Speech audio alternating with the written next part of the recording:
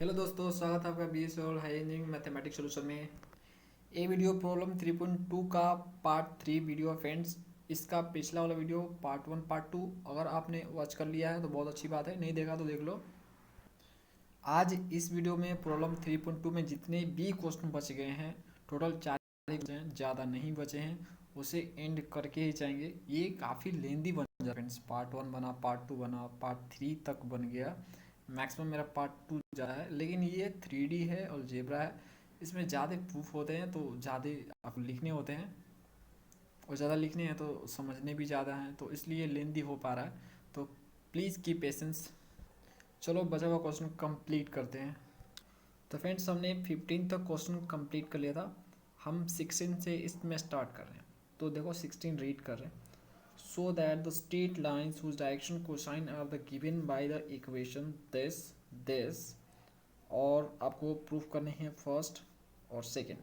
तो इसमें दो क्वेश्चन है। आपको ये बोल रहा है कि दो स्ट्रेट लाइन है। दो स्ट्रेट लाइन मैंने क्यों बोला? क्योंकि देखो दो इक्वेशन है, तो दो इक्वेशन है, दो स्ट्रेट लाइन है जिनके डायरेक्शन कोसाइन दिए हैं इक्वेशन में। तो इक्वेशन में डायरेक्शन कोसाइन आपको गिवन है, उनके डायरेक्शन कोसाइन की हेल्प से आपको प्रूफ करने हैं कि अगर वो डायरेक्शन कोसाइन जो लाइंस के हैं वो परपेंडिकुलर हैं तो ये फ्रेंड्स ये कंडीशन होंगे, और अगर पैरेलल हैं तो ये वाले कंडीशन होंगे। तो चलो एक एक करके प्रूफ करते हैं। तो फ्रेंड्स, हम पहले से ही इसको सॉल्व किए हैं, आप इसे समझो। ये सिर्फ सिंपली आपको जो है ना इसको लिखना ज़्यादा है। इसमें ये इक्वेशन है, इक्वेशन सॉल्व करना तो आता ही है, बस इसलिए लेंदी हो जाता है ये, और कुछ बात नहीं है इसमें, आसानी है। अब देखो पहला केस है परपेंडिकुलर वाला केस है। तो जो पहला इक्वेशन दिया उसको मैंने इक्वेशन 1 बोल दिया, और दूसरे वाले इक्वेशन को मैंने क्या किया, इसमें से एल को सेपरेट किया है। एल सेपरेट किया, बाकी को दूसरे साइड भेजा, तो ये वाला आया। इसे मैंने क्या इक्वेशन 1 में रख दिया, मतलब एल का जो वैल्यू है ये वाला, इसे इक्वेशन 1 में रखा है। देखो पुट इन इक्वेशन 1। तो देखो इक्वेशन 1 में रखा है, मतलब जहाँ जहाँ एल है वहाँ पे -bm+cn डिवाइडेड बाई ए को रखा है। This equal to 0। उसके बाद यहाँ से ए एलसीएम लेंगे और ए को मल्टीप्लाई करेंगे, जिससे आप तो फ्रैक्शन वाला ऐड और सब्ट्रैक्शन जानते ही होगे, तो सिंपली कर लोगे। ए एलसीएम लिया और मल्टीप्लाई सिंपली किया, ए को इसमें मल्टीप्लाई किया तो FMNA हो गया, -GN आपका यहाँ पे बी हो गया। उसके बाद GCN² -HM² B -HMNC। तो फ्रेंड्स एक्चुअल में ये हुआ है कि GN को अंदर मल्टीप्लाई किया गया है दोनों से, फिर HM को इन दोनों से मल्टीप्लाई किया गया तो ये वाला दोनों आया, और GN से दोनों को मल्टीप्लाई किया तो ये आया। ओके, उसके बाद यहाँ से मैंने क्या किया, आपको जो सेम वाला है उसको सेम वाले के साथ रखेंगे। देखो n² वाला एक है तो इसको अलग कर दिया मैंने, m² वाला एक है तो इसको अलग किया, और जिसमें mn है उसको मैंने अलग किया। तो mn इसमें से कॉमन लिया, दिस और दिस 3 है जिसमें mn है, तो इसमें mn मैंने कॉमन लिया -mn, और बाकी बचे को ब्रैकेट में लिख के इक्वल टू 0। इस इक्वेशन को सॉल्व करने का मोटिव सिर्फ इतना है कि जो उसमें कंडीशन दिया है वैसा हमें ले आना है, ठीक है, एक सही रूल से, ये ना कि कुछ भी करके ऐसा लाना है, सही रूल यूज़ करके। तो हम सही रूल का यूज़ ही कर रहे हैं। ओके, उसके बाद देखो इसको n² से मैंने डिवाइड कर दिया पूरे इक्वेशन को। तो जब n² से इसमें किया तो सिर्फ GC बचा यहाँ पे, प्लस यहाँ पे HB H और B और m² हो जाएगा, m/n का होल स्क्वायर मैंने कर दिया प्लस। उसके बाद इसमें mn से डिवाइड करेंगे तो नीचे n² रहेगा तो एक n कट जाएगा तो m/n बचेगा, और दिस इक्वल टू 0। उसके बाद फ्रेंड्स, मैं इसको क्वाड्रेटिक इक्वेशन बनाने के लिए इसको क्वाड्रेटिक इक्वेशन के अरेंज में करूँगा। तो देखो m/n² HB प्लस m/n, देखो पावर 2 पावर 1 और 0 पावर, इस तरह से मैंने क्वाड्रेटिक इक्वेशन इसको बना दिया। और इसमें वेरिएबल है m/n, तो देखो in this equation m/n variables है, जैसे उसमें x y z होता है ना क्वाड्रेटिक में।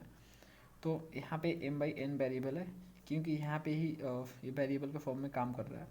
यहाँ पावर 2 है, यहाँ पावर 1 है, और यहाँ पे पावर 0 है। तो चलो ये वेरिएबल्स आ गए हमारे m/n।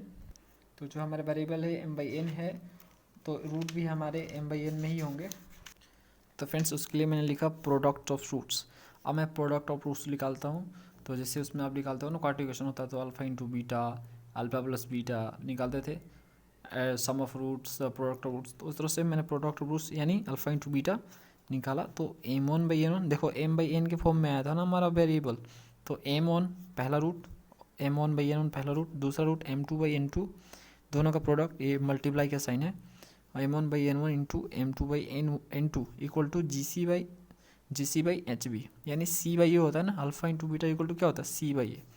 तो देखो C/A, तो ये C देखो, इसमें फ्रेंड देखो C क्या आपका C देखो GC ही आपका C है और A आपका ये वाला है HB, तो GC/HB वही लिखा मैंने।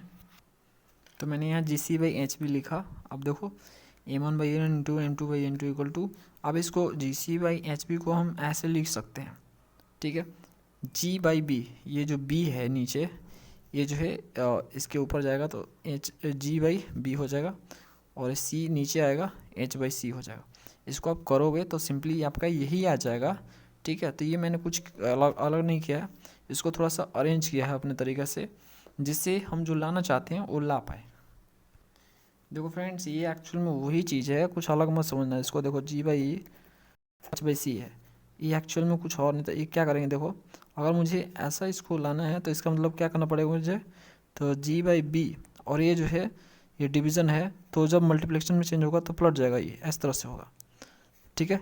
तो ये H है तो C/C आपका H हो जाएगा, ओके। तो G से C मल्टीप्लाई होगा C, और H से B मल्टीप्लाई होगा तो आपका HB हो जाएगा। तो GC/HB है ना, यही तो है, तो कुछ अलग नहीं किया मैंने, ओके। चलो देखते हैं। अब देखो इस G/B को इस साइड में लाऊंगा, मतलब ये आपका इक्वल के इस साइड, तो ये ऊपर यहाँ पे क्या है, यहाँ पे देखो इस साइड है मल्टीप्लिकेशन में, इस साइड जाएगा तो डिवीजन में होगा, ठीक है। सेम इसी तरह से आपका नीचे वाला है, यहाँ पे n1 इंटू, ये इस साइड जाएगा तो ऊपर चला जाएगा, क्रॉस मल्टीप्लिकेशन हो रहा है ये, ठीक है। नीचे G/B आ जाएगा और n1/n2 ऊपर चला जाएगा, इस तरह से। इससे मैंने इक्वेशन A बोल दिया। अब हम similarly we take n from equation 1 and put in equation 2। तो जिस तरह से मैंने L उसमें सेपरेट किया था, देखो इसमें मैंने क्या किया था आपका, इसमें मैंने L सेपरेट किया था इस इक्वेशन से, और बाकी इक्वेशन में पुट किया था, L के वैल्यू को इसमें पुट किया था। उसी तरह से n इसमें हम जो है अलग करेंगे n, और उसको पुट करेंगे इसमें। तो जब हम n इसमें सेपरेट करेंगे और n का जो वैल्यू आएगा उसको इसमें पुट करेंगे तो देखो क्या होगा। तो फाइनली फ्रेंड्स हमारा ये होगा, उससे पुट करेंगे इक्वेशन 2 में, तो हमें मिलेगा 10 m1/m2 divided by G/B equal to L1/L2 L1 into L2 divide by F/A। इसे इक्वेशन B बोल दिया। आप देखो बार बार एक ही चीज़ तो नहीं करेंगे ना, उसमें ये बोलेंगे कि ये आपका जो है m/L वेरिएबल होगा, फिर उसका m, इस तरह से मैंने ये करूँगा फिर से, तो एक ही चीज़ को बार बार करना सही नहीं है। तो आप एक चीज़ लिख दो, वो समझ जाएगा एग्जामिनर। तो फ्रेंड्स ये जो आएगा इसे इक्वेशन B बोल दिया मैंने। अब फ्रॉम इक्वेशन A और B, ये आपका इक्वेशन E है और ये इक्वेशन B है, ए और बी से हम देखेंगे तो हमें फाइनली क्या मिलेगा, L1 into L2 divide by F/A, M1 into M2 divide by G/B, और N1 into N2 divide by H/C, ये आएगा हमारा, ठीक है। तो इसको पूरे को मैंने K मान लिया कि इनके ऐसे डिवीज़न करने से एक कोई नंबर आ रहा है, ठीक है, वो सेम नंबर आ रहा है, वो K है फ्रेंड्स, है तो ये वेक्टर ही, तो ये डायरेक्शन रेशियो, डायरेक्शन कोसाइन के जो रूल्स है उससे फॉलो करेंगे, तो इसके कारण जो है ये कोई ना कोई एक नंबर कांस्टेंट ही ले आएंगे डिवीज़न जब करेंगे। तो इसको मैंने K लेट कर लिया। तो जब मैंने K लेट किया तो एक एक करके लूँगा, L1 into L2 divide by F/A equal to K, देखो इसको लिया और इसके साथ लिया इक्वल टू K। तो यहाँ पे L1 into F/A into K, इससे मल्टीप्लाई हो जाएगा। सेम इस तरह से इसको लेंगे और इसको लेंगे तो आपका ये आएगा, फिर इसको लेंगे तो हमारा ये वाला आएगा, N1 into N2 divide by N1 into N2 equal to H/C into K हमारा आएगा। अब देखो इफ़ लाइन्स आर परपेंडिकुलर, देखो दो वेक्टर के लाइन्स अगर परपेंडिकुलर एक दूसरे के 90 डिग्री पे हैं तो उनका जो डायरेक्शन कोसाइन का जो डॉट होगा वो इक्वल टू 0 होगा। मैंने आप थ्योरी में बताया हुआ था डॉट प्रोडक्ट में। ठीक है। तो यहाँ पे L1 इंटू हमारा जो यहाँ पे निकाले ना L1 into this, M1 M2 this और N1 इंटू दिस, तो इसको इसमें पुट करेंगे L1 L2 M1 into plus N1 into, तो यहाँ पे मैंने पुट किया इक्वल टू 0। अब के सम में है तो के हम कॉमन करेंगे, तो कॉमन करने के बाद देखो क्या आएगा, तो जब हम कॉमन करेंगे के को और इस साइड भेजेंगे तो 0 हो जाएगा और फाइनली हमारा ए बचेगा F by A plus G by B plus H by C equal to 0। और शायद हमें यही लाना था, परपेंडिकुलर के केस में हमें यही प्रूव करना था। तो आगे फ्रेंड्स प्रूव्ड। ओके, अब चलो नेक्स्ट क्वेश्चन की ओर बढ़ते हैं। इसमें 16 में 2 क्वेश्चन था, अब दूसरी ओर देखते हैं। दूसरा, इफ़ लाइन्स आर पैरेलल, अगर लाइन्स पैरेलल हैं, तो फ्रेंड्स लाइन्स अगर पैरेलल हैं, दोनों एक दूसरे के पैरेलल हैं, तो डी उसका 0 होगा। प्रीवियस वीडियो में मैंने बताया हुआ था कि अगर 2 लाइन पैरेलल होते हैं तो उनके जो रूट्स होते हैं वो सेम आते हैं, ठीक है। और सेम जब रूट्स आते हैं तो डी इक्वल टू 0 के केस में ही सेम रूट्स आ सकते हैं। ये आपने 10th में पढ़ा हुआ है, ठीक है। 10th में पढ़ा हुआ है कि जब डी 0 आता है तो क्वाड्रेटिक इक्वेशन में रूट सेम आते हैं। तो सेम तभी आएंगे जब एक दूसरे को पैरेलल होंगे। तो पैरेलल है, इसमें दिया हुआ है पैरेलल, तो डी इक्वल टू 0 हो सकता है, ठीक है। तो डी इक्वल टू 0 यानी B square minus 4ac equal to 0 होगा। अब देखो वही वाला इक्वेशन हमने ले लिया जो हमने पहली बार लिया था, जिसको बनाया था ना m बाई n के क्वाड्रेटिक फॉर्म में। देखो वो वाला वही वाला है, ये वाला है फ्रेंड्स, ठीक है। इसी को मैंने लिया वहाँ पे। तो फ्रेंड्स क्वेश्चन सेम ही है, 16 नंबर का ही है, तो बार बार एक ही चीज़ नहीं करेंगे ना, इसमें रखेंगे फिर n स्क्वायर से डिवाइड करेंगे, तो एक ही चीज़ को बार बार लिखना सही नहीं है। इसमें 2 क्वेश्चन दिए हैं, ठीक है। चलो, तो इसलिए मैंने इसको डायरेक्टली पुट कर ले लिया इसको, ठीक है। तो इक्वेशन 10 ये वाला इक्वेशन हम लिए हैं। तो इसमें आपका वेरिएबल क्या है, m बाई एन है। तो m बाई एन है तो इस फार्मूला पर रखेंगे B square minus 4ac equal to 0, B का स्क्वायर, तो देखो b आपका ये है, ओके। तो ये पूरा का स्क्वायर किया यहाँ पे, माइनस 4ac माइनस 4a, ये आपका a है और ये आपका c है, d आपका c है, तो 4ac इक्वल टू 0। अब दिस स्क्वायर को मल्टीप्लाई करेंगे तो 4gb इंटू एस, इस तरह से पूरा हो जाएगा। अब इसको देखो क्या कर रहे हैं। अब यहाँ पे मैंने क्या किया, इसको साइड बराबर के इस साइड ले गया, तो ये आपका इक्वल टू माइनस तो प्लस हो जाएगा 4hbgc। अब यहाँ पे ये जो स्क्वायर है इसको इस साइड ले गया तो ये स्क्वायर रूट में इधर जाएगा, ठीक है। तो स्क्वायर रूट में जाएगा तो 4 बाहर आ जाएगा 2, ठीक है। और ये जो है अंडर रूट में आ जाएंगे प्लस माइनस के फॉर्म में, इस तरह से। अब देखो फ्रेंड्स ये जो ये वाला पार्ट है हम इस साइड ले जाएंगे, ये जो पार्ट को इस साइड ले जाएंगे तो प्लस माइनस है, तो इस साइड भी जाएगा तो प्लस माइनस हो जाएगा, क्योंकि अगर ये प्लस लेंगे तो इस साइड जाएगा तो माइनस हो जाएगा, और इससे माइनस लेंगे तो इस साइड जाएगा तो प्लस आएगा। तो ये प्लस माइनस दोनों है तो प्लस माइनस दोनों ही लिखेंगे, ठीक है। तो ये आपका 10 और 10 प्लस माइनस, और ये जो एफ माइनस में एफ है इसको इस साइड ले गए तो ये प्लस में एफ हो गया। उसके बाद फ्रेंड्स यहाँ पे मैंने क्या किया, देखो यहाँ पे ए बी मिल गया, ए है बी है और 2ab है, यहाँ पे दिख रहा है आपको। तो a प्लस बी या a माइनस बी के होल स्क्वायर जैसा हो गया, ये फॉर्मूला बन गया। ये है और ये b का काम कर रहा है, ठीक है। तो a प्लस बी का होल स्क्वायर, ए पे आपका इक्वल में इक्वल के बाद है। अब यहाँ पे स्क्वायर इस साइड भेजे इसको, तो ये स्क्वायर रूट में एफ को कर दिया प्लस माइनस। अब ये plus minus A under root F जो है इस साइड जाएगा तो plus minus under root F हो जाएगा। तो इस तरह से हमारा ये आ गया। इसको उसके फॉर्म में लिखा जाए जिस तरह से क्वेश्चन में दिया गया है, तो हम लिख सकते हैं एफ को एफ तो लिख ही सकते हैं, कोई दिक्कत ना है। एफ लिखो चाहे एफ लिखो, मल्टीप्लिकेशन है, कोई दिक्कत ना है। तो जी बी को बी जी भी लिख सकते हैं, एच सी को सी एच लिख सकते हैं इक्वल टू 0, प्रूफ्ड। तो हमें फ्रेंड्स यही प्रूफ करना था। तो पैरेलल केस में ये कंडीशन होगा, ये हमने प्रूफ कर दिया। अगला question friends 17 number, so that angle between any two diagonal of cube is cos inverse 1/3। तो फ्रेंड्स ये क्वेश्चन बोल रहा है कि किसी डायगोनल में उसके उसके क्यूब के जो डायगोनल 2 होते हैं, जैसे ये आपका 10 ये डायगोनल ये हो गया आपका, इसको मिलाया, ओके। और आप कोई दो डायगोनल ले लो, तो उसके बीच उसके बीच जो एंगल होगा, जैसे इसको मैं यहाँ से लेता हूँ, तो इसके बीच जो एंगल होगा वो cos इनवर्स 1/3 होगा। ये हमें प्रूव करना है। वही ये बोल रहा है कि हमें दिखाइए कि किसी क्यूब के जो दो डायगोनल है उनके बीच जो एंगल बनेगा cos इनवर्स 1/3। कैसे प्रूव करता है? तो फ्रेंड जो हमें प्रूव करना है उसके लिए हमें डायग्राम बनाना पड़ेगा क्यूब का। तो हमने डायग्राम यहाँ पे बना दिया और जो मैंने बनाया डायग्राम में वो यहाँ पे लिख दिया। Let A B C D F A B A cube है जिसका वर्टिस जो है यहाँ पे दिया हुआ है, मतलब अभी हम लिखने वाले हैं वर्टिस, और ओ को हमने ओरिजिन माना है। Let O is the origin, और इसका साइड को ए माना है। ठीक है, तो देखो अब क्यूब है तो इसका सारा साइड ए ही होगा। अब यहाँ पे कोऑर्डिनेट ऑफ वर्टिस लिखेंगे, तो मतलब जो वर्टिस है, इसके वर्टिस है ना ये आपके डी ई एफ, ये सारे आपके वर्टिस है। ठीक है, ये वर्टिस है तो इनका कोऑर्डिनेट हमें लिखना पड़ेगा।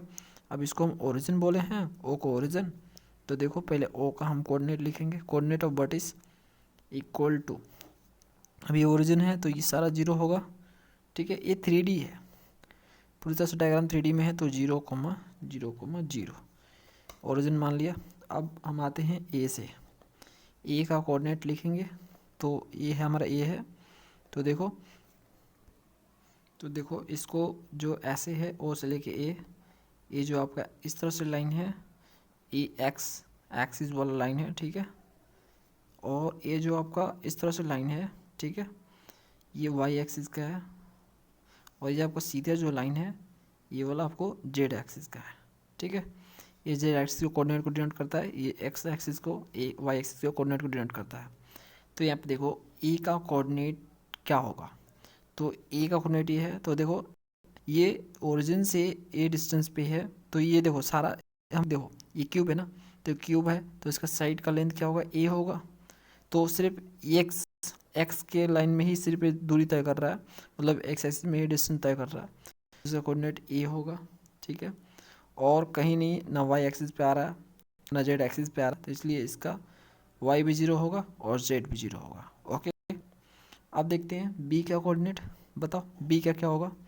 तो देखो बी यहाँ पे है, तो बी यहाँ पे है, तो यहाँ पे जाने के लिए हमें क्या करना होगा, यहाँ पे जाने के लिए हमें एक्स कोऑर्डिनेट चलना होगा और फिर हमें वाई कोऑर्डिनेट चलना होगा। किसी डायरेक्शन से भी जाओ, ऐसे भी जाओगे तो आपको वाई कोऑर्डिनेट चलना है, फिर एक्स कोऑर्डिनेट चलना है। तो एक्स वाई कोऑर्डिनेट दोनों चलना, मतलब सिंपली एक्स वाई प्लेन में ही है। तो यहाँ पे इसका एक्स कोऑर्डिनेट होगा ए, और वाई कोऑर्डिनेट भी ए होगा, और जेड 0 होगा क्योंकि जेड चले ही नहीं है। ठीक है, जेड उसके परपेंडिकुलर है, जेड हम चले ही नहीं है बी तक जाने के लिए। अब से हम सी का बताओ, तो सी का कोऑर्डिनेट देखो, सी आपका ये है, ये सिर्फ वाई कोऑर्डिनेट ही डिस्टेंस तय कर रहा है उससे, तो इसका 0 होगा, एक्स तो 0 होगा, वाई आपका ए होगा। ए हमेशा सब में होगा क्योंकि क्यूब है तो इसका डिस्टेंस सेम ही होगा, ए ही सबका साइड है, ये 0 होगा, जेड भी 0 होगा। ठीक है, तो ये आपका हो गया ए बी सी हो गया। अब डी देख लेते हैं। अब डी बताओ, डी कहाँ है, डी आपका ए रहा, यहाँ पे जाना है, कैसे जाओगे, तो ये यहाँ से आप यहाँ पे जाओगे सी पे, और सी से आप फिर से ये पकड़ोगे, तो यहाँ से आपको क्या तय करना पड़ रहा है, तो यहाँ से आपको वाई एक्सिस तय करना पड़ रहा है, और फिर यहाँ आपको जेड एक्सिस तय करना पड़ेगा। ऊपर जा रहे हो ना, तो ऊपर जाने के लिए जेड एक्सिस पकड़ना पड़ेगा। तो इसका डिस्टेंस आपका वाई में होगा और जेड में होगा। एक्स होगा 0 इसका, तो वाई होगा ए और जेड भी होगा ए। चलो नेक्स्ट देखते हैं, ए बी सी डी ई। ई का कोऑर्डिनेट बताओ, ई कहाँ गया, ए। तो यहाँ पे सिर्फ जाने के लिए किसकी सहायता लेनी है, सिर्फ आपको जेड की सहायता लेनी है। ओ से लाओ, डायरेक्ट जेड पे जाओ, तो ये आपको 0 हो जाएगा, ये 0 हो जाएगा, यहाँ पे ये हो जाएगा जेड। नेक्स्ट बताओ ई एफ होगा, तो एफ का कोऑर्डिनेट बताओ। एफ ये रहा आपका 10, यहाँ पे जाने के लिए, तो फ्रेंड्स एफ तक जाने के लिए आपको एक्स से चलना है, फिर आपको जेड पकड़ लेना है। तो एक्स और जेड इसका होगा, और बाकी वाई आपका 0 होगा। तो यहाँ पे इसका लिखेंगे एक्स ए वाई 0 और फिर से आपका जेड। अब एक लास्ट बचा जी। जी का तो बताओ, जी का तो तीनों होना चाहिए लगता है, क्योंकि देखो यहाँ से जाएंगे वाई जेड चले, फिर यहाँ पे एक्स भी चलना पड़ेगा, तब जाकर पहुँचेंगे वाई भी चलना पड़ेगा। जेड चला, फिर यहाँ पे एक्स चला, फिर वाई चला, तो इसलिए तीनों चलना पड़ेगा। तो इसका ए ए और ए होगा। तो फ्रेंड्स कोऑर्डिनेट निकाल लिए। अब हम जो है इनके बीच का एंगल निकालना है, तो हमें लिखना पड़ेगा ना, कोई दो डायगोनल हमें लेने पड़ेंगे। तो यहाँ पे लिखा मैंने the four diagonal O G C F A D and D E will be possible. तो इसमें चार डायगोनल पॉसिबल हैं इस क्यू में। यहाँ पे देखो this diagonal, this diagonal, this diagonal और दिस डायगोनल, इस तरह से इसमें चार डायगोनल पॉसिबल होंगे। तो मैंने इसमें से दो डायगोनल कोई ले लिया। तो मैंने देखो कौन कौन सा लिया है, यहाँ पे चार डायगोनल है, इसमें से दो कोई ले लेते हैं। तो हम ले लेते हैं ओ जी और एक ए डी ले लेते हैं। ओ जी और ए डी जो मैंने यहाँ पे डायग्राम में बनाया हुआ है, देखो ओ जी और ए डी, ये दो डायग्राम लेते हैं। इनके बीच जो एंगल होगा, ठीक है, इनके जो बीच एंगल होगा ये हमें निकालने हैं। तो सबका हम कोऑर्डिनेट यहाँ पे लिख चुके हैं। तो अब फ्रेंड्स हम क्या कर रहे हैं, ओ जी वेक्टर यहाँ पे हम बनाएंगे, ओ जी वेक्टर को निकालेंगे। तो ओ जी वेक्टर निकालने के लिए हमें क्या करना पड़ेगा, आपको क्या करना पड़ेगा फ्रेंड्स, यहाँ से जी में से आपको ओ को माइनस करना पड़ेगा। जी कोऑर्डिनेट में से ओ कोऑर्डिनेट को माइनस करना है। तो देखो आप जी कोऑर्डिनेट देखो, ये जी कोऑर्डिनेट रहा और ये आपका ए ओ कोऑर्डिनेट रहा। तो ओ आपका पूरा जीरो है और जी आपका पूरा ए है। तो सिंपली कुछ नहीं करना, आपको इसमें से जीरो घटाना है तो कुछ नहीं होगा, यही आएगा ना। तो आप वेक्टर फॉर्म में लिखोगे ए आई प्लस ए जे प्लस ए के, ठीक है। अब उस तरह से ए डी निकालोगे, ए डी वेक्टर। तो ए डी वेक्टर निकालने के लिए आपको क्या करना पड़ेगा, डी में से आपको ए कोऑर्डिनेट मतलब डी कोऑर्डिनेट में से ए कोऑर्डिनेट को माइनस करना होगा। तो देखो डी कोऑर्डिनेट कौन सा है, ये वाला है, और ए कोऑर्डिनेट आपका ये वाला है। तो इसमें से इसको आपको माइनस करना है। तो देखो जीरो में से ए जाएगा तो माइनस ए होगा, ए में से जीरो जाएगा तो ए होगा, और ए में से जीरो जाएगा तो ए होगा। तो यहाँ पे लिखते हैं वही चीज़ जो अभी किया हम, minus A I plus A J plus ए के, ओके। तो हमें ए डी वेक्टर मिल गया और ओ वेक्टर मिल गया, दोनों डायगोनल के वेक्टर फॉर्म मिल गए। जब हमें वेक्टर मिल जाते हैं तो हम आसानी से उसका एंगल निकाल लेते हैं। कैसे, डॉट करके। देखो हम अब निकाल लेते हैं, डॉट करेंगे तो उसमें मैग्नीट्यूड यूज होगा ना। तो जी वेक्टर का मैग्नीट्यूड हम निकाल लेंगे। तो दिस ए स्क्वायर का अंडर रूट, तो आपका ये 3a² आ जाएगा, ओके। तो यहाँ से आपका a² बाहर आ जाएगा तो √3a। तो इस तरह से आप ए डी वेक्टर का निकालोगे, ए डी वेक्टर का मैग्नीट्यूड। तो सिंपली यही होगा a² minus a² plus a² plus a²। तो आपका √3a² और यहाँ पे आ जाएगा √3a, दोनों का सेम आएगा। अब यहाँ से फ्रेंड्स हम निकालेंगे, क्या निकालेंगे, थीटा, एंगल के बीच निकालना है ना, एंगल। तो जब एंगल निकालना तो दो वेक्टर को डॉट करते हैं। तो O G vector dot A D vector. तो जो आपका ओ जी वेक्टर है ये वाला है आपका, तो उसे लिखेंगे ए आई प्लस ए जे प्लस ए के, और ए डी आपका फ्रेंड्स, ए डी आपका ये है, तो लिखेंगे minus A I plus A J plus ए के। अब दोनों को डॉट करेंगे, तो डॉट करने से क्या आएगा बताओ, यहीं पे कर लेते हैं, थोड़ा पेज सेविंग हो जाएगा। तो देखो ए आई है तो आई वाला को आई के साथ, जे वाला को जे के साथ, के वाला के साथ, तो ए से ए और यहाँ पे माइनस ए, तो आपका माइनस a² होगा, और ए से मल्टीप्लाई तो a², और ए से ए को मल्टीप्लाई तो a², यहाँ से कट जाएगा, बचेगा a²। तो O ji dot A D आपका a² आएगा, ठीक है। अब हमें एंगल निकालना है, तो हमें थोड़ा देर के लिए लेट कर लेते हैं। Let theta be the angle between O G and A D. O G vector के बीच का जो है थीटा एंगल है, ये लेट कर लेते हैं। तो फ्रेंड्स, तो कॉस थीटा इक्वल टू क्या होगा हमारा, O G vector dot A D vector divided by O G का मैग्नीट्यूड, ए डी का मैग्नीट्यूड, ओके। तो ये हो जाएगा ओ जी डॉट ए डी हमारा है a², और ओ जी का मैग्नीट्यूड कितना आया था, √3a, और ए डी का मैग्नीट्यूड कितना आया था, √3a, ठीक है। दोनों को मल्टीप्लाई करो नीचे से, तो √3a आपका 3 हो जाएगा, और 8 आपका a² हो जाएगा, ये कट जाएगा, तो बचेगा 1/3। तो कॉस थीटा कितना आ गया फ्रेंड्स, इक्वल टू 1/3, और थीटा आपका आ जाएगा यहाँ पे कॉस इनवर्स 1/3। 3, ठीक है। तो यही हमें लाना था, हमने ला दिया और प्रूव्ड, यहाँ पे लिखा प्रूव्ड। फ्रेंड्स अगला question 18 number 18 number question read करते हैं। L1 M1 and N1 L2 M2 N2 and L3 M3 N3 are the direction cosine of the three mutual perpendicular lines. Prove that the line whose direction cosine are proportional to L1 plus L2 plus L3 M1 plus M2 plus M3 N1 plus N2 plus N3 makes equals angle with the axis. तो friends ये question बोल रहा है कि L1 M1 और N1 और ए इस तरह से, मतलब 1 और 2 और 3 तीन डायरेक्शन कोसाइन है और तीनों आपस में परपेंडिकुलर हैं, तीनों 90 डिग्री पे हैं।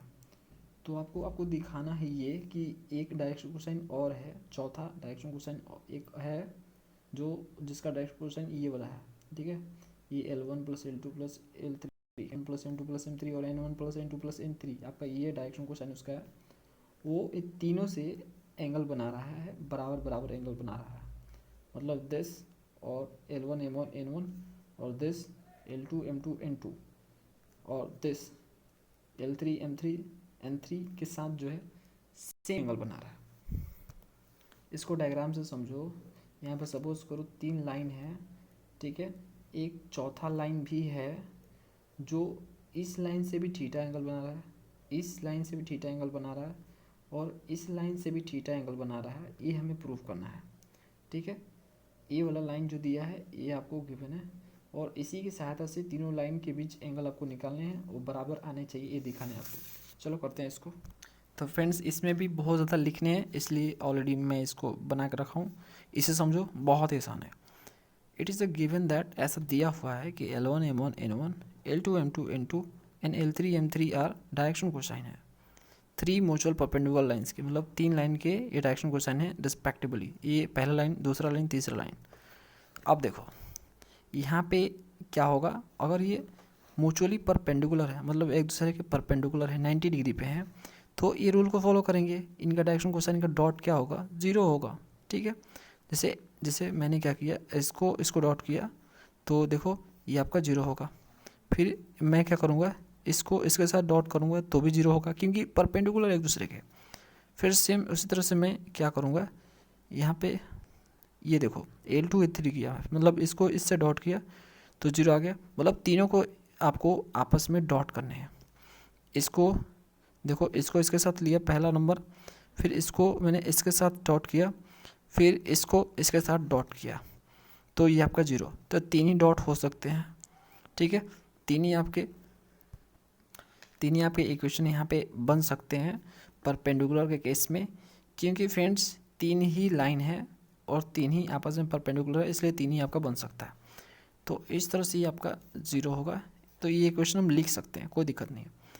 And also we know that, हम एक और भी जानते हैं कि डायरेक्शन कोसाइन अगर गिवन है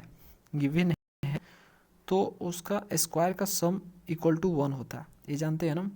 square plus M square plus N square equal to 1, ये हम रीड कर चुके हैं थ्योरी पार्ट में। देखो फ्रेंड्स, आपका जितना थ्योरी क्लियर होगा उतना आपको ज़्यादा समझ में आएगा, 3D नहीं तो बहुत ज़्यादा दिक्कत करेगा आपको। तो प्लीज़ आप जो है थ्योरी पार्ट को मिस मत कीजिए, डायरेक्ट क्वेश्चन पे मत ये, आप उसको देखिए, उसे नोट बनाइए, आपको बहुत फ्यूचर में काम आएगा, ठीक है। तो चलो, तो इस तरह से पहले लाइन का स्क्वायर इक्वल टू 1, दूसरी लाइन का स्क्वायर इक्वल टू 1, इस तरह से तीसरे लाइन का डायरेक्शन कोसाइन का स्क्वायर इक्वल टू 1, इस तरह से ये भी इक्वेशन बन जाएगा। तो ये भी हमने लिख लिया, मतलब जो जो पॉसिबल है वो हम लिख लिया, जैसे जैसे क्वेश्चन में लिखा हुआ है, जो गिवन है उसके अनुसार हमने इक्वेशन तैयार कर लिया। आगे बहुत सहायता करने वाला है ये, इसलिए आपको लिखना है। नाउ गिवन फोर्थ लाइन, अब फोर्थ लाइन इसका डायरेक्शन कोसाइन ये वाला है, ठीक है। चौथा लाइन भी तो है, उसी के साथ उसी का तो एंगल देखना हमें तीनों से। तो चौथा लाइन का क्वेश्चन हमारा ये है गिवन। तो अब इसका भी जिस तरह से इसका स्क्वायर इक्वल टू 1 आया, तो इनका ऐड क्या आएगा, इसका स्क्वायर का सम क्या आएगा। इनका तो हम जानते हैं कि 1 आएगा, ठीक है, 1 1 1, क्योंकि म्यूचुअली परपेंडिकुलर है और म्यूचुअल परपेंडिकुलर लाइंस हैं, तो डायरेक्शन क्वेश्चन गिवन है, तो इस तरह से 1 आता है। तो अगर इसका डायरेक्शन कोसाइन ये है तो इसका इक्वल टू क्या आएगा, ठीक है। तो देखते हैं इसका इक्वल टू क्या आता है। तो इसका स्क्वायर करेंगे, इसका स्क्वायर करेंगे, इसका स्क्वायर करेंगे, इसको ऐड कर देंगे। तो देखो स्क्वायर स्क्वायर ऐड।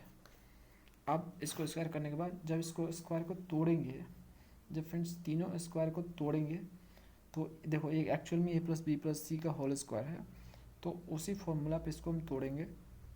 ये फॉर्मूला फ्रेंड्स आप अच्छी तरह से जानते हो कि a+b+c का होल स्क्वायर क्या होता है, पता है ना आपको, a² + b² + c² + 2ab + bc + ca होता है, ये आप जानते हो। इसी फॉर्मूला को यूज़ करने वाले हैं। तो इस फॉर्मूला को यूज़ किया मैंने यहाँ पे। तो फ्रेंड जब मैंने a+b+c का होल स्क्वायर का फॉर्मूला यूज़ किया, इसमें इसमें और इसमें तीनों को ब्रेक किया उसमें, तो उसके बाद जो है मैंने यहाँ पे कॉमन करके डायरेक्टली लिख दिया। वो लेंदी कैलकुलेशन है, आप कर लेना, ठीक है, वो सब करने की जरूरत नहीं है। सिंपली आप इसे लिखना, आपका यही आएगा। इसमें कोई याद करने की भी बड़ी बात नहीं है। इसमें से आपको L1 लिखोगे, इसमें M1, इसमें N1 का स्क्वायर, ठीक है, फिर L2, इसमें M2, इस तरह से N2, यहाँ पे स्क्वायर हो जाएगा इसका, फिर L3 M3 का यहाँ पे स्क्वायर, और उसके बाद जो है 2ab bc ca आपका होता है। उसके अनुसार यहाँ पे आपका होगा जो आपने यहाँ पे डॉट तैयार किया था ना, ये वाला, ठीक है, ये तीनों आने वाले हैं। तो आपका आ गया एल लाइन 1 के साथ लाइन 2, फिर लाइन 1 के साथ लाइन 3, और फिर लाइन 2 के साथ लाइन 3 का डॉट। तो इस तरह से 3 आपका आएगा। आप फ्रेंड्स यहाँ पे हम यूज़ करने वाले जो हमने यहाँ पे लिखा था ना गिवन, उसके अनुसार जो हमने यहाँ पे एक क्वेश्चन तैयार किए थे, जो प्रॉपर्टीज़ आया था उसके अनुसार हमने यहाँ पे वैल्यू पुट करेंगे। तो देखो L1 + M1 + N1 का स्क्वायर, और इसका वैल्यूएशन था आपका 1, ठीक, और सेम इसका भी आपका 1, ठीक है, और इसका भी आपका फ्रेंड्स यहाँ पे 1। तो इनका 1 1 1 आ जाएगा, 1 + 1 + 1, ठीक है। अब यहाँ वाला जो पार्ट है 0 है, डॉट, ये भी 0 है, ये भी 0 है, देख सकते हो। तो यहाँ पे इसका 2 × 0 2 × 0 2 × 0, तो आप देखो यहाँ पे आपका ये पूरी तरह से तीनों 0 होगा, 1 + 1 + 3। तो इस तरह से आपका तीनों को सम यहाँ पे 3 आएगा। तो आप देख सकते हो ये आपका डायरेक्शन कोसाइन का जो प्रॉपर्टीज होता है L + L² + N², उसका जो है समेशन यहाँ पे टोटल आपको 3 देखने को मिला चौथे लाइन का। ये चौथा लाइन है, इसका आपका 3 है। 3 आना भी चाहिए था, क्योंकि इसमें तीनों लाइन का देख सकते हो यहाँ पे सम खुद दिया है, में ही सम दिया है तीनों का, यहाँ पे देख सकते हो। तो इसलिए 3 आना भी चाहिए था, क्योंकि ये सिंगल 1 आ रहा है, तो तीनों को जब मिलाएंगे तो 3 तो आएगा ही, तो इसको 3 आना ही था। तो इस तरह से हम चौथे लाइन को लिख सकते हैं कि उसका डायरेक्शन कोसाइन का स्क्वायर का सम जो है 3 है, ठीक है। अब देखो बोथ साइड स्क्वायर रूट, हम दोनों साइड स्क्वायर रूट करते हैं, मतलब रूट चढ़ाते हैं। तो इस तरह से इधर रूट चढ़ाया तो ये हो गया, और इसको रूट चढ़ाया तो ये हो गया। अब ये आगे काम आएगा, इसलिए मैंने ऐसा किया है। अब फ्रेंड्स यहाँ पे हम थीटा, अब एंगल निकालेंगे ना, चौथा लाइन का भी हमें मिल गया, ठीक है, चौथे लाइन का भी डायरेक्शन कोसाइन का स्क्वायर का सम यहाँ मिल चुका है। तो अब हम जो है निकालने वाले हैं थीटा, एंगल निकालेंगे ना, एंगल ही तो हमें प्रूव करना है कि सेम एंगल बनाता है। तो θ1 मान लेते हैं, पहले लाइन के साथ बना रहा है, चौथे लाइन पहले लाइन के साथ θ1 एंगल बना रहा है, ये मान लेते हैं। θ1 be the angle between the lines whose direction cosine are the proportional to this, ये चौथा लाइन है, ठीक है, चौथा line, and the line whose direction cosine are this, L1 M1 और N1। तो पहला लाइन है और उसके साथ जो है चौथा लाइन के बीच एंगल जो है सपोज करो θ1 है। तो देखो cos θ1 इक्वल टू क्या होगा, उस दोनों लाइन के बीच का डॉट होगा, ठीक है, डायरेक्शन कोसाइन के बीच डॉट होगा। तो L1 M1 N1 के साथ ये चौथा लाइन है, इसका डॉट होगा। तो ये जो है इसके साथ L1 के साथ, ये M1 के साथ, और ये जो है N1 के साथ। तो इस तरह से ये डॉट हुआ, देखो मैंने डायरेक्टली यहाँ डॉट कर दी। अब नीचे उसका मैग्नीट्यूड से डिवीजन होता है। तो पहले लाइन का मैग्नीट्यूड L1 + M1 + N1 का स्क्वायर का अंडर रूट, और ये आपका चौथा लाइन का अंडर रूट। तो ये आपका आ जाएगा, जो कि हम लोगों ने पहले से निकाल कर रखा है, ठीक है, ये आप काम आने वाला है यहाँ पे, देखो, ओके। अब इसको डॉट करेंगे, L1 को इसके साथ, M1 को इन तीनों के साथ, और N1 को इन तीनों के साथ मल्टीप्लाई करेंगे। तो मल्टीप्लाई यहाँ पे देखो कर लिया। तो फ्रेंड जब मल्टीप्लाई करेंगे तो इसमें जो है जो कॉमन होगा उसको हम कॉमन कर लेंगे, तो अरेंज कर लेंगे, मतलब जिस तरह से हमारा जो है सही तरह से आंसर आ पाए। जिस तरह से वैल्यू रख सकें। तो देखो इसको इससे मल्टीप्लाई करेंगे तो L1 का स्क्वायर हो जाएगा, यहाँ पे L1 L2 हो जाएगा और L1 L3 हो जाएगा। तो पहला वाला काम आ जाएगा, तो यहाँ से हम L1 का स्क्वायर ले लेंगे। सेम इस तरह से M1 का स्क्वायर आ जाएगा, ठीक है, यहाँ से, और यहाँ से N1 का स्क्वायर आ जाएगा। तो ये हम ले लेंगे कॉमन, और बाकी बचे को इस तरह से हमने अरेंज कर दिया, ठीक है, अरेंज कर दिया ना इसको। तो L1 L2 M1 into N1 into और L3 L1 L3 और M1 M3 और N1 N3, और नीचे वाले को एज इट इज अभी लिखा हुआ है। अब देखो इतना का मान तो 1 होता है, हमने अभी उसको पीछे देखो, देखो ये है ना, इसका मान 1, तो यहाँ पे हम 1 लिखेंगे, ये 1, और ये आपका 0 है डॉट, और ये भी आपका 0 है। क्यों? क्योंकि परपेंडिकुलर एक दूसरे के, और इनका जो है मल्टीप्लाई इस तरह से 0 होगा, देख सकते हो। तो फ्रेंड्स इसका 1 और इसका 0 और इसका भी 0, और नीचे वाले का वैल्यू देखो क्या होगा। इसका तो आपका 1 होगा, ठीक है, सिम, तो इसका 1, यही तो 1 होगा, ठीक है, 1 होगा, और 1 का अंडर रूट 1 ही होता। अब यहाँ पे दिस इक्वल टू 1 और दिस इक्वल टू 1 और दिस इक्वल टू 1, तीनों 1 1 आएगा, तो 1 1 आपका यहाँ पे 3 आ जाएगा। एक्चुअल में वही चीज़ है, देखो तो ये वाला था, इसका वैल्यूशन है ना √3, तो वही चीज़ तो हम लिखे हैं, ये इसका पूरा का वैल्यू √3 है।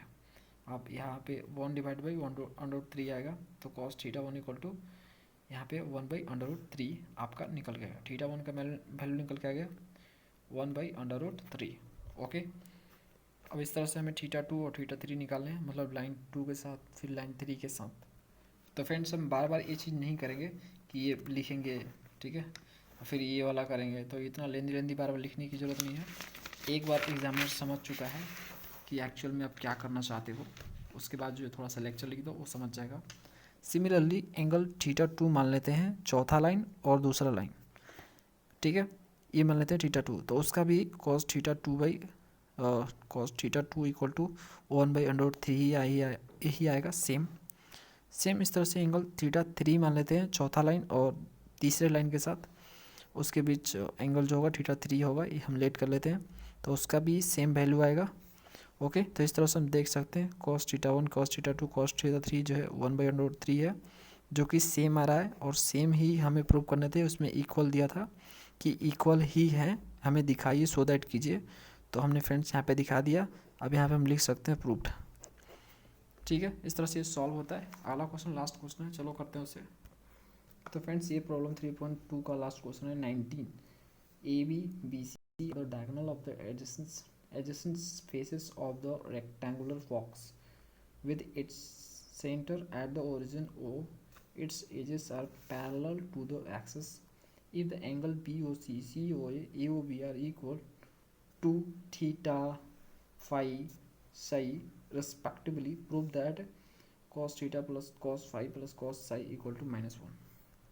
तो फ्रेंड्स ये क्वेश्चन कहना चाह रहा है कि एक रेक्टेंगुलर बॉक्स है जिसके AC और BC डायगोनल है। तो देखो ये आपका AC है, ठीक है, सॉरी AB है ना, इसमें AB और BC, तो AB और BC इसके डायगोनल है, ओके, और आपको इसमें बोला गया है diagonal of the adjacent face के जो है डायगोनल है, इस तरह से ये फेस है, ये देखो दो फेस, यहाँ पे दो फेस मैंने यहाँ पे डायग्राम में दिखाया हुआ है, तो इस फेस के ये डायगोनल है।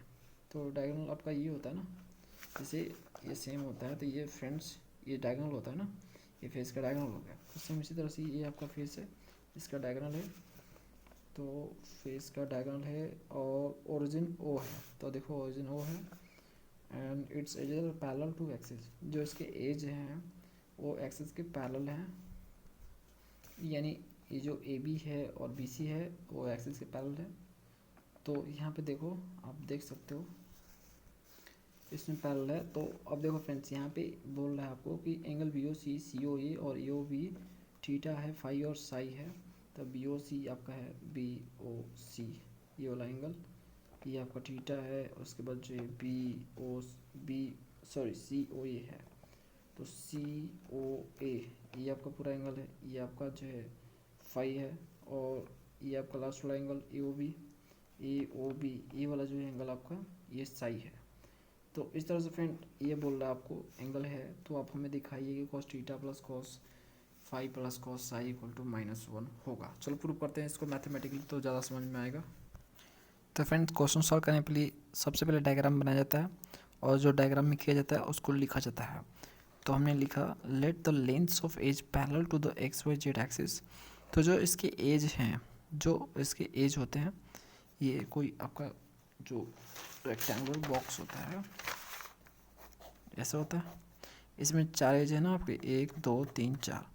तो इसके जो एज है ना, एज जो आपके एज है ये पैरेलल टू XYZ एक्सिस के पैरेलल है, और उस एज का जो है लेंथ मान लेते हैं लंबाई 2a, चौड़ाई 2b और ऊंचाई 2c।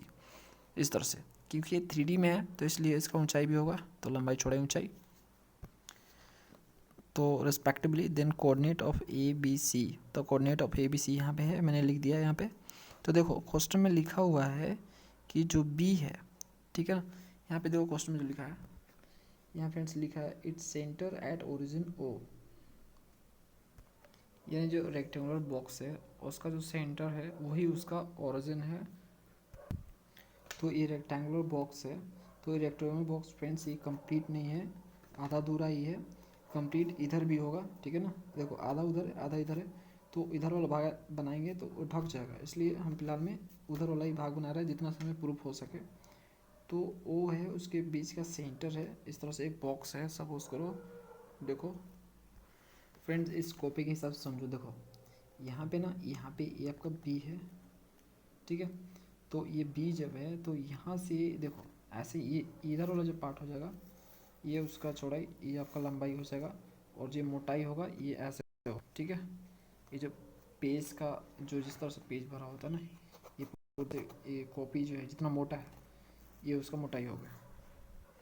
तो यहाँ पे इतना पार्ट इधर है, उतना पार्ट इधर भी होगा, एक और कॉपी होगा इस तरह से सेम। यहाँ पे मान लो एक कॉपी इधर है, तो सेम यहाँ पे एक कॉपी और है। तो यहाँ पे जो पॉइंट है B, ये वाला जो ना ये B पॉइंट, तो इधर एक हो गया आपका, इधर एरिया आपका हो गया रेक्टेंगुलर बॉक्स का, इधर कुछ पार्ट हो गया, फिर इधर कुछ पार्ट होगा। तो इस तरह से ये जो है यहाँ पे एक काम कर रहा है, और यहाँ से आपको एक चौड़ाई दे रहा है, एक लंबाई दे रहा है, और आपका एक नीचे इस तरह से मोटाई दे रहा है। और ये रेक्टेंगुलर बॉक्स का सेंटर का काम कर रहा है इस तरह से, बीच का उसमें मतलब एक बार आप डायग्राम को समझ जाओगे ना तो पूरी तरह समझ जाओगे। देखो जैसे एक आपका हो गया, एक रेक्टेंगुलर बॉक्स में कितने आपके फेस हो सकते हैं रेक्टेंगुलर, बताओ। इस तरह से हो सकते हैं ना फ्रेंड्स, ठीक है। टोटल 6 होते हैं, तो 6 होते हैं यहाँ पे 1 2 3 4 हो गया, नीचे आपका एक हो जाएगा इस तरह से 5, और एक ऊपर हो जाएगा 6। तो ये जो बीच का पॉइंट है ना, बीच का पॉइंट वो आपका ओरिजिन का काम कर रहा है, ओ का काम कर रहा है। और इस तरह से ये जो ये वाला पॉइंट है ना, ये वाला पॉइंट ये बी का काम कर रहा है। तो बी यहाँ पे है, फिर यहाँ पे आपका उसके लिए दूसरा होगा, फिर यहाँ पे उसको दूसरा होगा। तो यहाँ से ही काम हमारा काम हो जाएगा, इन दोनों से ही काम हो जाएगा हमारा, बाकी का यूज़ नहीं पड़ेगा, इनसे ही प्रूफ हो जाएगा। तो ये बीच का काम कर रहा है, मतलब उसके बीच में जो जगह है ना रेक्टेंगुलर बॉक्स के जो बीच में जो स्पेस है सेंटर पड़ेगा वो ओरिजिन का काम कर रहा है। तो वहाँ से जो डिस्टेंस होगा वो आधा होगा, ठीक है, हर बार आधा तय करेगा इस तरह से। आप अच्छी तरह से जानते हो कि सेंटर से कोई भी चीज़ को डिस्टेंस नापा जाए तो सेम डिस्टेंस पे ही पड़ता है। तो ये 50% पड़ेगा इधर आधा, क्योंकि ये पूरा लंबाई ये वाला हो गया, तो इसका आधा अगर चौड़ाई नापे तो चौड़ाई अगर मान लो इसे देखना चाहते हैं हम, तो आधा इधर होगा आधा इधर होगा, तभी तो सेंटर हो गया। फिर अगर लंबाई देखें तो आधा इधर होगा आधा इधर होगा, तभी तो सेंटर है। इस तरह से फ्रेंड्स मोटाई के साथ होगा, तो सबके साथ इस तरह से 50-50 में बढ़ जाएगा, आधा इधर आधा इधर। तो देखो हमने यहाँ पे लंबाई चौड़ाई ऊंचाई यहाँ पे 2a 2b 2c लिया है। ये 2 क्यों लिया है मैंने, इसको सॉल्यूशन को आसान करने के लिए मैंने 2 लिया है यहाँ पे, जिसको आपको फ्रैक्शन में कैलकुलेशन नहीं करना पड़े। तो देखो मैंने यहाँ पे सपोज करो ये लंबाई है, तो इसको 2a ले लिया, और आपका इस तरह से चौड़ाई है, यहाँ पे देखो x को मैंने यहाँ पे 2a लिया है, x वाली लंबाई को, मतलब एक्स के एक्सिस में जो लंबाई है उसको मैंने 2a ले लिया, वाई वाला जो लंबाई है उसको 2b, और जो जेड वाला लंबाई होगा उसको मैंने 2c लिया है। ठीक है, तो इस तरह से 2a 2b 2c में डिवाइड कर दिया उसके लेंथ और हाइट और विड्थ को। अब फ्रेंड देखो, जो हमने ए बी और सी जो लिया है जो यहाँ पे, उसका अब कोऑर्डिनेट लिखेंगे। तो देखो पहले बी का लिखेंगे। तो देखो बी का कोऑर्डिनेट 0 0 0 है। क्यों 0 है? यहाँ से देखो, यहाँ से ए बी सी, मैंने ओरिजिन को ए बी सी ले लिया है। मतलब जब मैंने हाइट को विड्थ को जो है लेंथ को जब 2a 2b 2c लिया है, तो सेंटर जो मैं लूँगा आधा आधा लूँगा ना। अगर हाइट का आधा करेंगे तो उस वहाँ पे सेंटर आएगा। ठीक है, फिर विड्थ का आधा करेंगे तो वहाँ पे भी सेंटर आएगा, हाइट का भी और लेंथ का भी आधा करेंगे तो सेंटर आएगा, यानी आधा आधा में बट जाएगा। तो जो हाइट होगा आधा में बटेगा, तो 2a है तो ए आपका बच जाएगा, आपका विड्थ है तो आपका 2b है तो इस तरह से वो b हो जाएगा, और आपका जो c 2c है उसको जो भी हाइट है तो उसको करेंगे तो c हो जाएगा आधा। और यहाँ पे b का हमने कोऑर्डिनेट 0 0 ले लिया, क्योंकि यहाँ से हम एक्सिस ड्रॉ कर रहे हैं। ठीक है, बी पॉइंट से ये एक्सिस को ड्रॉ कर रहे हैं, इसलिए हम इसको 0 0 लेंगे।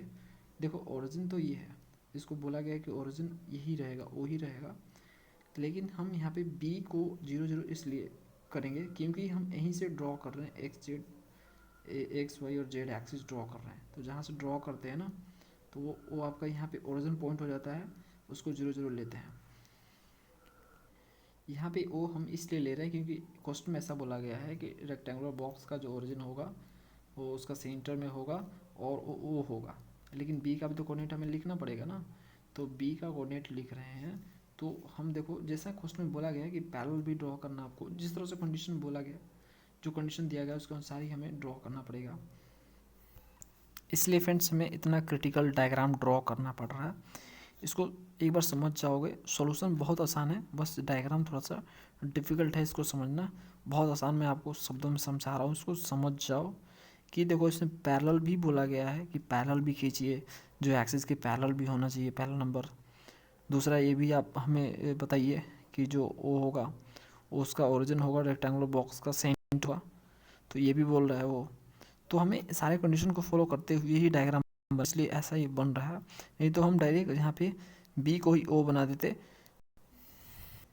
अगर ऐसा हम करते तो फ्रेंड्स यहाँ पे ये पैरेलल नहीं हो पाता, तो बहुत सी चीज़ें होती, उसको देखते हुए हमने ऐसा ड्रॉ किया। तो यहाँ से आपका कोऑर्डिनेट ड्रॉ हो रहा है, इसलिए यहाँ से इसको मैंने 0 0 ले लिया। अब देखो हम ए का कोऑर्डिनेट निकालेंगे, तो ए के कोऑर्डिनेट पे जाने के लिए हमें कहाँ कहाँ जाना पड़ेगा? पहले हमें एक्स एक्सिस चलना पड़ेगा, फिर हमें जेड एक्सिस चलना पड़ेगा। तो इसलिए यहाँ पे देखो 2a जो कि एक्स एक्सिस का 2a है, और 0 वाई तो हमें चलना नहीं पड़ रहा है इसलिए 0, और जेड एक्सिस चलना पड़ रहा है। ठीक है, जेड, ठीक है, यहाँ पे यहाँ से लेके यहाँ तक चले तो जेड चले ना, तो 2c जेड एक्सिस को हमने 2c लिया है। तो ये आपका ए का कोऑर्डिनेट 2a 0 और यहाँ पे 2c हो गया। इस तरह से सी का कोऑर्डिनेट क्या होगा? तो सी का कोऑर्डिनेट जाने के लिए हमें चलना पड़ेगा फ्रेंड्स, हम चलेंगे यहाँ से, देखो यहाँ से 0 0 लिए ना, तो यहाँ से चलेंगे y, फिर उसके बाद चलेंगे z। तो यहाँ से x तो चले नहीं, तो x 0 है, 2b और 2c, यहाँ पे y और z का यहाँ पे आ जाएगा पॉइंट्स, तो 2b 2c। तो ए का कोऑर्डिनेट मिल गया, बी का कोऑर्डिनेट मिल गया और सी का कोऑर्डिनेट मिल गया। अब हमें काम करना है सिंपली, अब फटाफट काम होगा। देखो अब एक एक करके सारे एंगल को निकालेंगे, एंगल ही तो हमें फाइंड करने हैं। अब देखो हम यहाँ पे लिखेंगे नाउ फॉर कैलकुलेट या फाइंड कैलकुलेट एंगल BOC। तो BOC क्या है? थीटा है, क्वेश्चन में दिया है थीटा है। तो POC क्या है? तो देखो BOC, ये आपका जो एंगल है ये वाला, ये आपका थीटा है। ठीक है, अब देखो BOC में आप, तो फ्रेंड्स BOC में आपको कौन कौन से यहाँ पे देखने को मिल रहा है? देखो कौन सा लाइन मिल रहा है? पहले BO मिल रहा है, फिर OC मिल रहा है, तो 2 मिल गए। इन दोनों को डॉट कर देंगे, ये दोनों वेक्टर को, BO वेक्टर और OC वेक्टर को डॉट करेंगे तो एंगल मिल जाएगा ना हमें। तो हम वही करने वाले हैं फ्रेंड्स। तो मैंने यहाँ पे लिखा OC वेक्टर ले लिया, OC वेक्टर को फाइंड करने के लिए। ये रहा ओ और ये रहा सी। तो देखो ओ का कोऑर्डिनेट है ना ए कोमा बी कोमा सी, और सी का भी कोऑर्डिनेट हमें मिल गया है। तो हम क्या करेंगे, ओ सी वेक्टर निकालना है, तो हमें सी में से कोऑर्डिनेट में से ओ कोऑर्डिनेट को माइनस करना होगा। तो देखो इस कोऑर्डिनेट में से हम इस कोऑर्डिनेट को माइनस करेंगे तो 0 में से ए जाएगा तो माइनस ए, 2b में से बी जाएगा तो आपका बी आएगा, और 2c में से आएगा तो सी आएगा। तो यहाँ पे देख सकते हो ना फ्रैक्शन पे नहीं आ रहा है। अगर हम यहाँ पे सिंपली ए बी सी लिए कोऑर्डिनेट इसका, तो यहाँ पे हाफ आता तो वहाँ पे माइनस करना पड़ता था, हाफ में आता ना। तो इस तरह से मैंने 2a 2b 2c लिया है, इसलिए आसान हो जाएगा। तो 0 में से ए जाएगा तो माइनस ए, और 2b में से बी जाएगा तो बी, और 2c में से सी जाएगा तो सी। तो यहाँ से फ्रेंड्स आ जाएगा। अब इसको आई जे के में लिखेंगे तो ए आई प्लस बी जे प्लस सी के। इसी तरह से हम निकालेंगे ओ B vector O C vector. तो ओ बी वेक्टर निकालने के लिए बी कोऑर्डिनेट में से ओ कोऑर्डिनेट को माइनस करना है।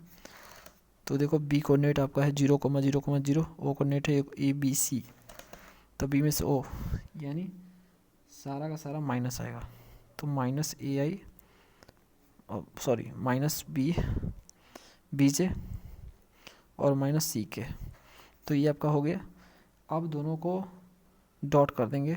तो यहाँ पे देखो कॉस थीटा इक्वल टू क्या होगा, कॉस थीटा इक्वल टू होगा O C dot O B divided by O C का मैग्नीट्यूड और ओ बी का मैग्नीट्यूड, ओ बी वेक्टर का मैग्नीट्यूड, इस तरह से। तो ओ सी डॉट ओ बी दोनों का डॉट, तो माइनस ए का ए स्क्वायर हो जाएगा, बी और माइनस बी का बी स्क्वायर हो जाएगा माइनस में, सी और माइनस सी का माइनस सी स्क्वायर हो जाएगा। ठीक है, डिवाइडेड बाई इसका मैग्नीट्यूड ओ सी का मैग्नीट्यूड, यानी इसका जो आपका डायरेक्शन रेशियो है माइनस ए बी और सी, इसका स्क्वायर का सम, तो A square plus B square plus C square. Same इसका भी ओ बी का सेम वही है, तो ओ भी आएगा ए स्क्वायर बी स्क्वायर और सी स्क्वायर का सम अंडर रूट। अब देखो तो यहाँ पे A square minus B square minus C square, अभी दोनों सेम है तो ये अंडर रूट मल्टीप्लाई होगा तो ये अंडर रूट हट जाएगा, तो ए स्क्वायर बी स्क्वायर और सी स्क्वायर आ जाएगा। इसे इक्वेशन 1 बोलो। तो यहाँ पे देखो cos theta equal to equation 1, क्योंकि तीनों को सम करना है, तीनों को जोड़ना है ना, cos theta plus cos phi plus cos psi. तो थीटा निकाल लिया हमने, तो ये आ गया। अब हम कॉस फाई निकालेंगे। अब लिखेंगे now for calculate angle COA, जो कि क्या है फ्रेंड्स, फाई है। ठीक है, अब फाई निकालने के लिए डायग्राम देखेंगे। तो देखो फाई हमारा क्या है, तो फाई COA है, COA। तो COA, तो यहाँ पे O आएगा और OC आएगा। ठीक है, ये पूरा का पूरा जो एंगल है पूरा ये आपका फाई है। तो यहाँ पे OC आ रहा है, OA आ रहा है। तो OA निकालने के लिए क्या करेंगे, OA निकालने के लिए A में से को घटाएंगे, यानी इस कोऑर्डिनेट में से इसको घटाएंगे। ठीक है, 2A में से A जाएगा तो A आपका, और 0 में से B जाएगा तो माइनस B, 2C में से जाएगा C तो C आएगा। सेम इस तरह से OC निकालेंगे। OC तो हम निकाल चुके हैं पहले से, देखो OC निकाले ना, ये OC, तो इसको लिख देंगे डायरेक्टली। तो चलो लिखते हैं। तो फ्रेंड्स मैंने OA लिख दिया, OC और OA लिख दिया। OC आपका ठीक है वेक्टर के फॉर्म में, OA फिर वेक्टर के फॉर्म में। यहाँ पे उसको कोऑर्डिनेट मतलब माइनस करने के बाद और इसको वेक्टर फॉर्म में मतलब आई जे के लगा के कर दिया इसको। अब देखो हम कॉस फाई है, तो कॉस फाई निकालने के लिए क्या करना पड़ेगा, OC को डॉट करना पड़ेगा OA से, और फिर OC का मैग्नीट्यूड OA का मैग्नीट्यूड। तो OC का मैग्नीट्यूड देखो, OC को डॉट करेंगे उससे, मतलब इसको इसके से करेंगे तो माइनस ए, और इससे मल्टीप्लाई करेंगे तो ये आपका माइनस ए स्क्वायर, फिर बी को और माइनस बी से तो माइनस बी स्क्वायर, और सी को सी से तो आपका सी स्क्वायर। नीचे आपका OC का मैग्नीट्यूड OA का मैग्नीट्यूड, तो सिंपली सब में ए बी सी है तो वही चीज़ आएगा, ए स्क्वायर बी स्क्वायर और सी स्क्वायर। ठीक है, अंडर रूट में 2 आएगा तो दोनों को मल्टीप्लाई करेंगे तो आपका सिंपली वही चीज़ आ जाएगा, square plus B square plus C square. इसे आप इक्वेशन नंबर यहाँ पे ढंग से लिख लो, cos phi equal to minus A square minus B square plus C square equal to A square plus B square plus C square, इसे equation 2 बोलो। उसी तरह friend similarly for calculating angle AOB निकालना है जो कि साई है। तो इसे निकालने के लिए अब साई निकालने के लिए डायग्राम देखेंगे। तो देखो साई जो है हमारा क्या है, साई एक्चुअल में हमारा AOB है, AOB। तो AOB में कौन सा आ रहा है, OB आ रहा है और OA आ रहा है। चलो तो OA निकाल लेते हैं। OA तो हम लोगों ने ऑलरेडी निकाल कर रखा है। OA वेक्टर क्या है, OA वेक्टर ये निकालना ये वाला। तो इसको लिखते हैं डायरेक्ट लिखते हैं AI minus BJ plus CK। और बचा क्या, दूसरा क्या बचा, दूसरा बचेगा OB भी निकाल कर रखे हैं ऑलरेडी। देखो minus AI plus minus BJ plus minus CK। तो इसको लिख लेंगे OB। तो OB फ्रेंड्स क्या है हमारा बताओ, माइनस AI माइनस BJ और माइनस CK OB है।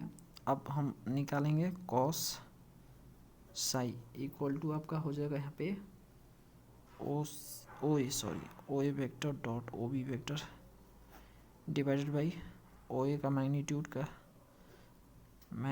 और OB का मैग्नीट्यूड।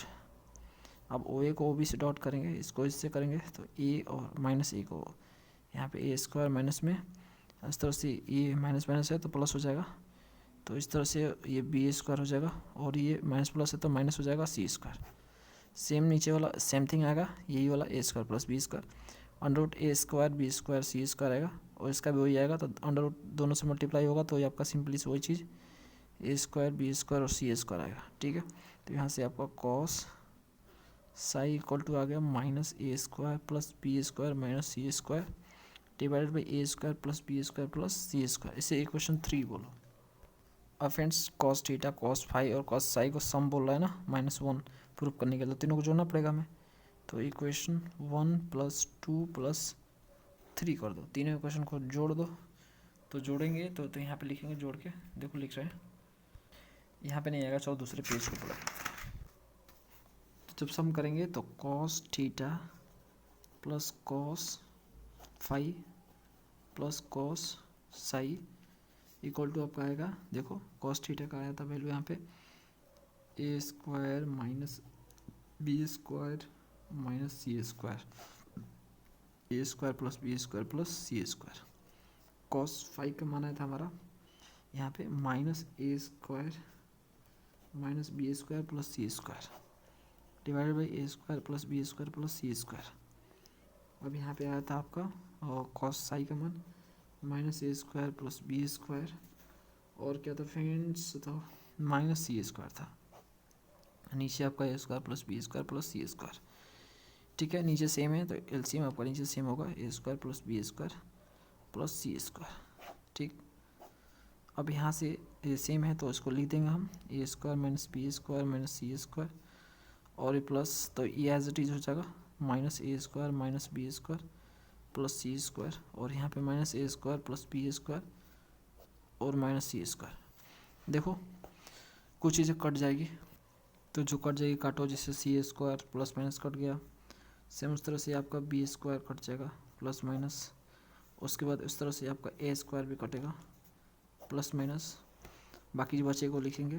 तो देखो यहाँ पे माइनस A स्क्वायर बचा माइनस B स्क्वायर बचा और माइनस C स्क्वायर बचा, नीचे बचा प्लस में A स्क्वायर B स्क्वायर और C स्क्वायर बचेगा।